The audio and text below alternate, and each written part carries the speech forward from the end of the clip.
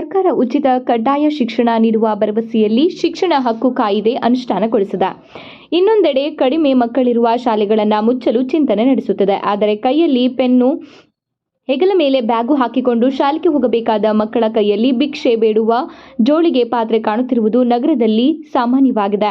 ತಾಲೂಕಿನಾದ್ಯಂತ ಶಾಲೆಗಳಲ್ಲಿ ಮಕ್ಕಳಿಗೆ ಗುಲಾಬಿ ನೀಡಿ ಬರಮಾಡಿಕೊಂಡರೆ ಇಲ್ಲೊಬ್ಬ ಬಾಲಕಿ ಗುರುವಾರ ನಗರದ ಖಾಸಗಿ ಬಸ್ ನಿಲ್ದಾಣದ ಬಸ್ನಲ್ಲಿ ಪ್ರಯಾಣಿಕರಿಂದ ಭಿಕ್ಷೆ ಬೇಡುವ ದೃಶ್ಯ ಜನಧ್ವನಿ ಡಿಜಿಟಲ್ ಮೀಡಿಯಾ ಕ್ಯಾಮೆರಾದ ಕಣ್ಣಲ್ಲಿ ಸೆರೆಯಾಗಿದೆ.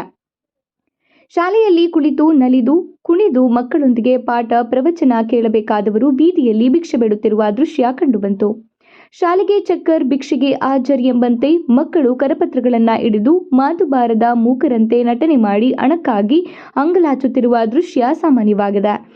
ಸರ್ಕಾರ ಉಚಿತ ಹಾಗೂ ಕಡ್ಡಾಯ ಶಿಕ್ಷಣ ಜಾರಿಗೊಳಿಸಿದರೂ ಸಹ ಮಕ್ಕಳು ಬೀದಿಯಲ್ಲಿ ಭಿಕ್ಷೆ ಬೇಡುತ್ತಿರುವ ಮಕ್ಕಳನ್ನು ಗುರುತಿಸಿ ಈಗಲಾದರೂ ಶಾಲೆಗೆ ದಾಖಲು ಮಾಡುವರೇ ಕಾದು ನೋಡಬೇಕಾಗಿದೆ.